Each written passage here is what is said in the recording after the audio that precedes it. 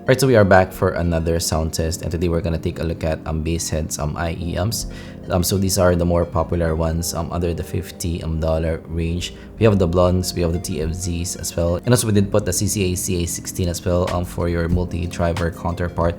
Of course, which one is for you, let me know down in the comments below. And also I'm open to suggestions as well for future shootouts, so let me know down in the comments below as well. Let's start the sound test now.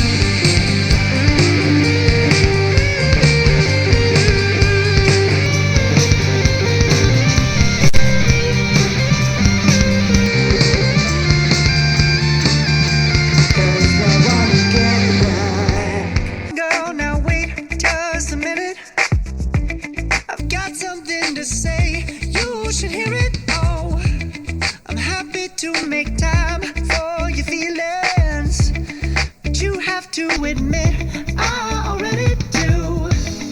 Let's just break it down to you and me uptown, dancing all around till the disco ball pops.